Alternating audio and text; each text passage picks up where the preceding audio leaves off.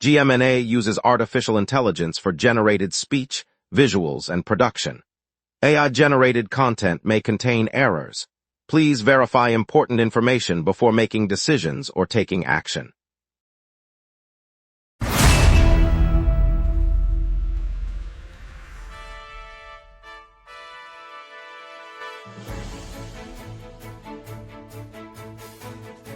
Live from the GMNA News Center, this is the Lunch Break News Hour.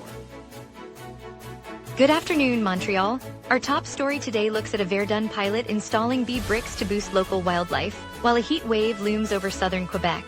We'll also check traffic on the Ville-Marie Expressway and the latest on the Jazz Festival crowd incident.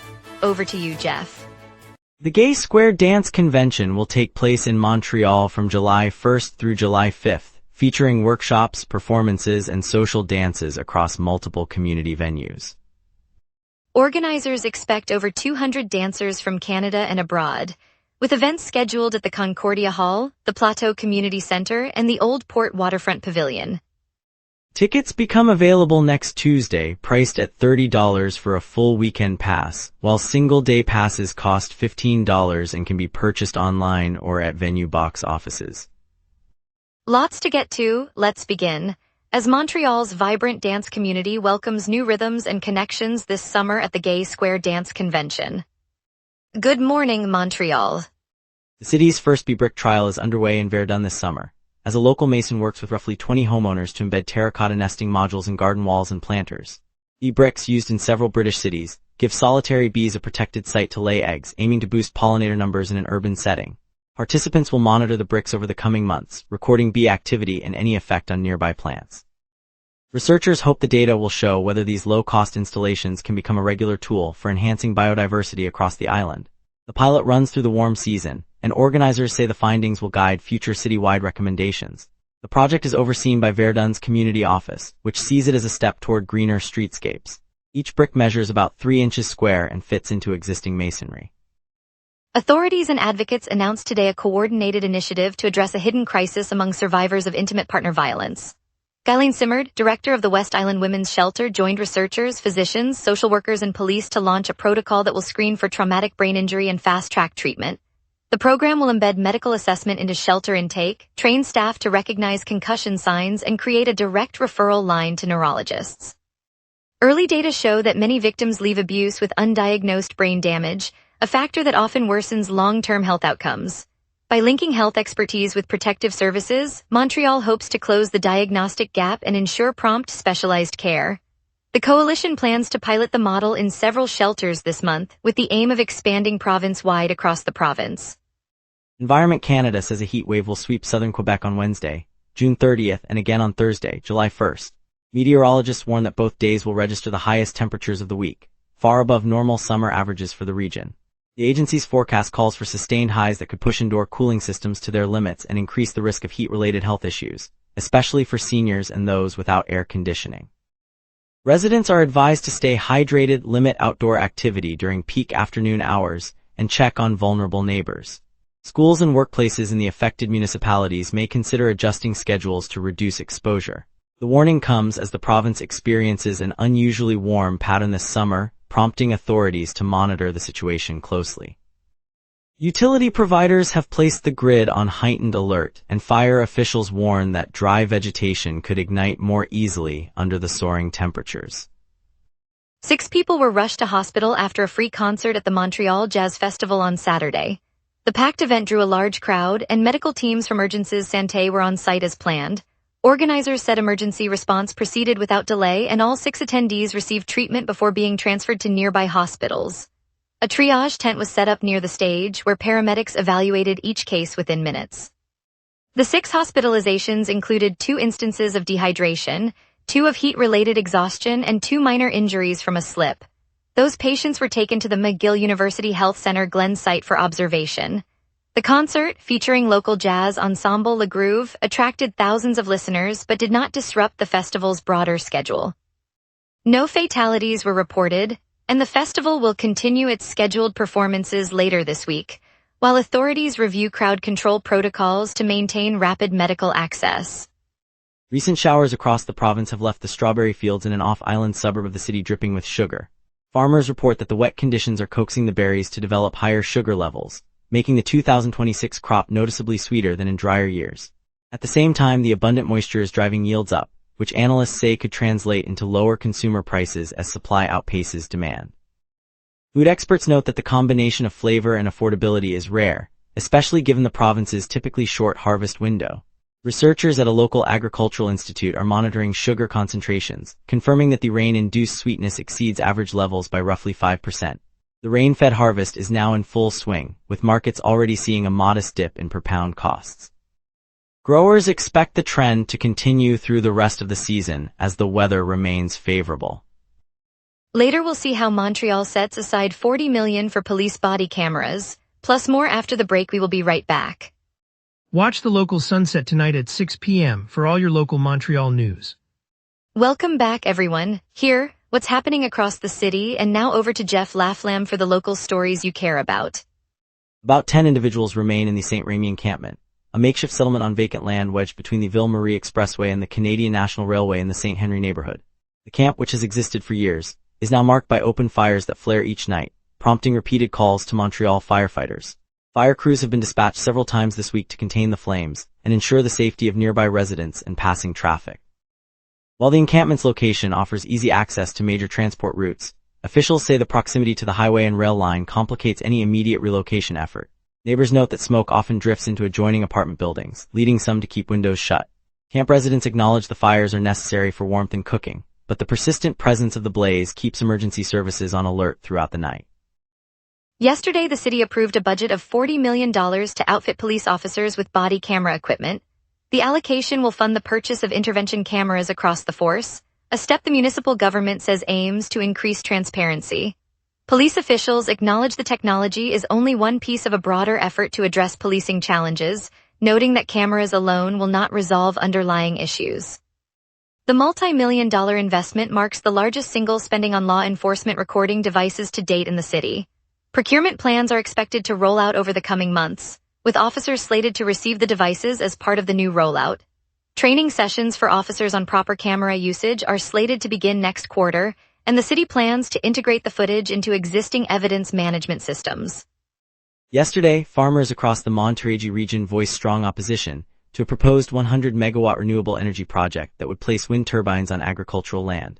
The developers outlined a plan to install the turbines on parcels currently used for crops and livestock, prompting the farming community to warn that the structures could diminish arable acreage and interfere with farming operations. Montreal, long recognized as one of Quebec's most productive agricultural zones, now faces a tension between provincial energy targets and the preservation of farmland. Representatives from the local agricultural union said the proposal threatens both yields and the rural character of the area. Provincial officials have indicated the project is still under review, while the farmers continue to lobby for alternatives that would keep the land dedicated to food production.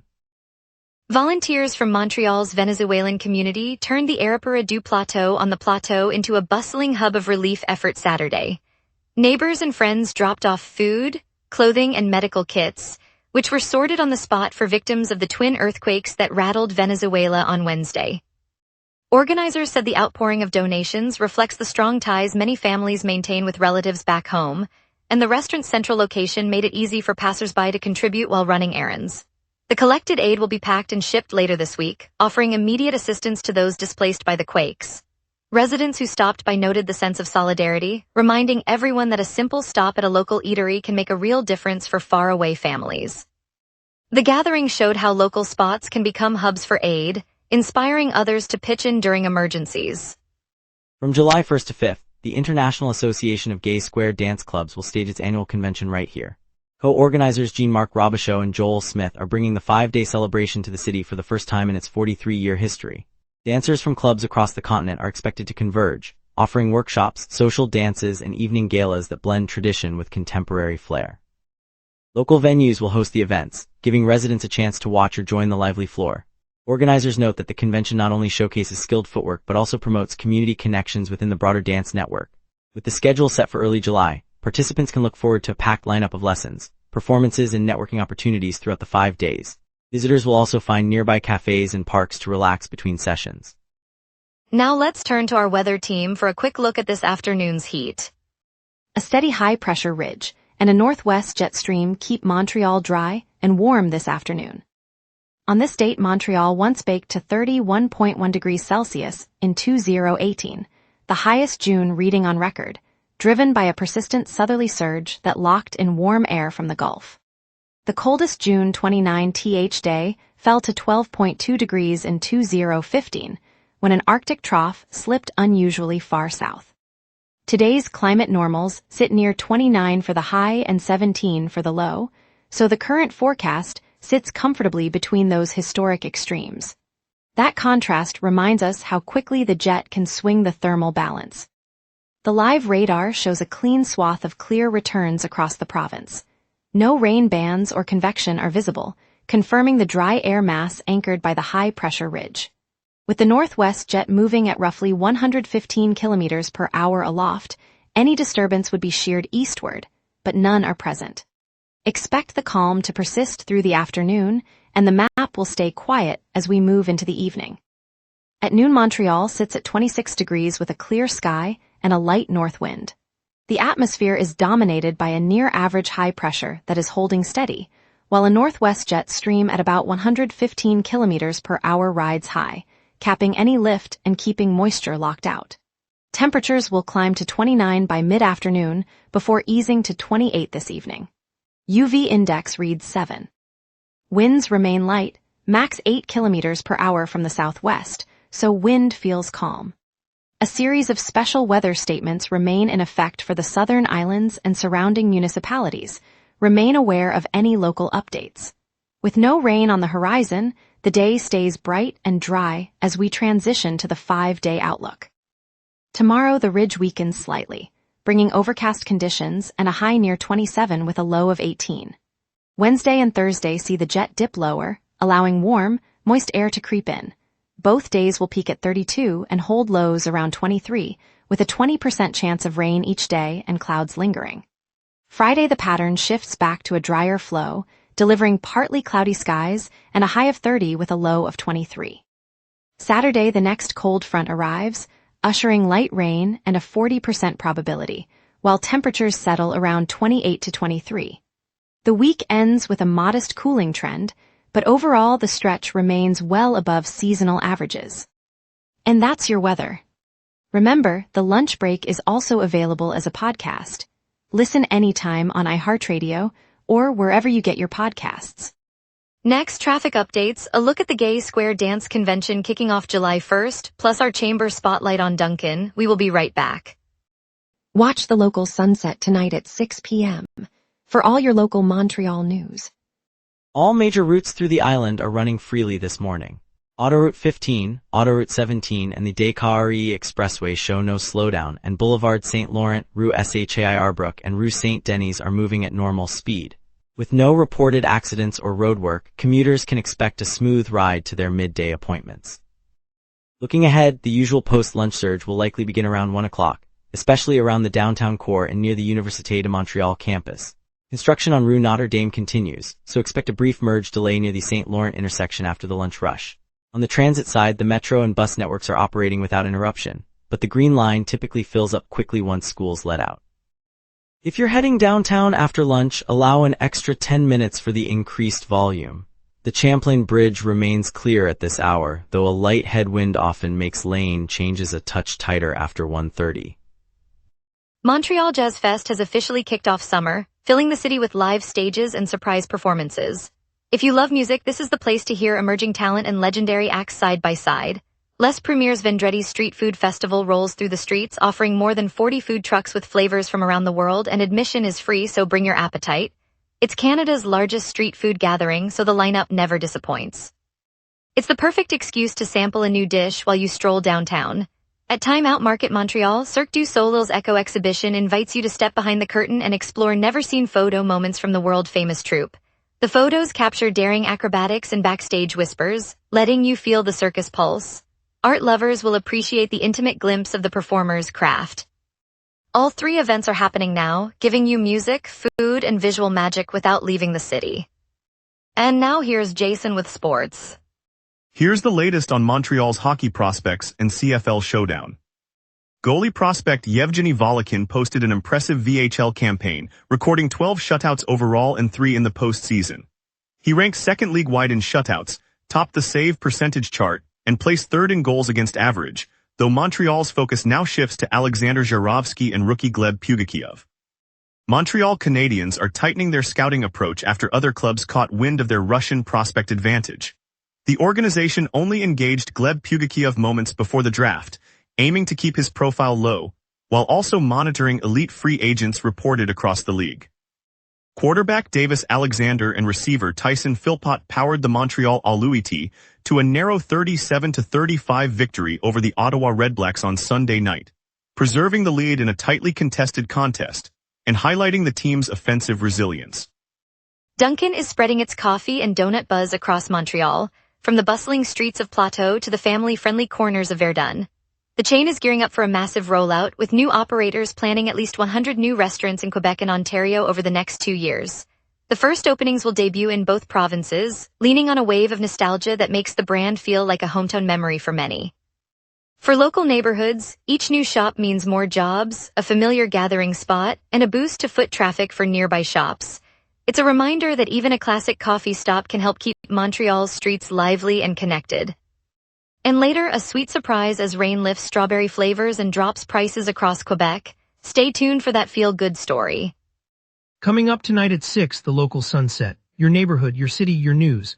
From city hall decisions to the stories happening right on your street, we cover what matters most to Montrealers. Join us tonight at 6 p.m. on gmna for the local sunset, Montreal's evening newscast.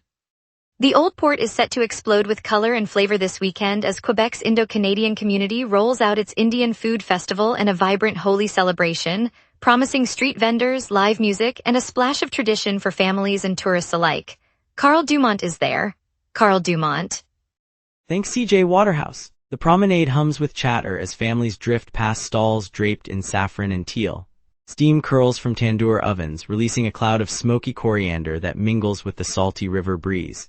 Children dart between rows of colorful saris, clutching packets of powdered gulal that sparkle like sunrise dust. Musicians in embroidered jackets strike sitars and doles, their rhythms echoing off the historic warehouses, while the scent of fresh naan and sizzling paneer tempts every passerby. On the waterfront, a rainbow of powdered pigments erupts as participants toss clouds of pink, green, and gold into the air, turning the quay into a living canvas. Local chefs demonstrate spice blends, inviting curious onlookers to sample biryani that sings with turmeric and cloves. Volunteer students from nearby schools hand out tasting cards, each one pairing a dish with a short story of its origin, turning curiosity into conversation. The festival not only celebrates food, it stitches together generations of Indo-Canadian families, offering Montreal a vivid glimpse of their vibrant heritage. Carl Dumont virtually at Old Port. On the bustling corner of St. Laurent and St. Denis, a small group of residents gathers each Thursday in the shadow of a brick-faced duplex that has sat empty for years. Led by longtime tenant activist Maya Tremblay, they're armed not with protest signs but with clipboards, a laptop, and a shared determination to understand why a recent city report listed 25,000 vacant homes on Montreal Island. Maya and her neighbors have spent the past month walking the block, photographing shuttered windows, chatting with landlords, and mapping each address against the city's data. One vivid moment stands out: a sunlit hallway in an old building where a family of 3 displaced by rising rents found a spare room and turned it into a makeshift study for their children. Their laughter echoed through the hallway, reminding everyone that a vacant door can become an open opportunity. The community's grassroots audit not only highlighted gaps in the official count, but sparked a city-wide dialogue about turning idle spaces into homes for those who need them most. It's a reminder that when neighbors come together, numbers become stories of hope. From the bustling cafe on Rue St. Denis, where the afternoon light filters through the windows and a modest television hums with the draft, a small group of hopeful parents and their teenage sons gathered to watch the Montreal Canadiens selections. The screen showed the bright lights of Key Bank Center in Buffalo, New York, where the draft ceremony unfolded under a canopy of cheering fans. Then the announcer named Gleb Pugachiev as the Canadiens' 26th overall pick. A collective gasp rose from the cafe. The young forward, a towering Russian power player known for his relentless drive along the boards, had been secured after Montreal moved up 2 spots in the order, a strategic gamble that paid off in that instant. One teenage skater, clutching a worn Canadiens jersey, whispered that he now sees a path from the local rinks of Notre Dame to the biggest stages. The moment reminded everyone in the room why the draft feels like a community right, linking dreams in a single, shared breath. In Montreal, that hope turns into practice on every rink, every night. Thank you, Montreal, for joining us on the lunch break. Today's story on the shelter's push to treat brain injuries in abuse survivors reminded us of the power of community care. We appreciate your attention, and we'll be back tomorrow with more stories that matter to you.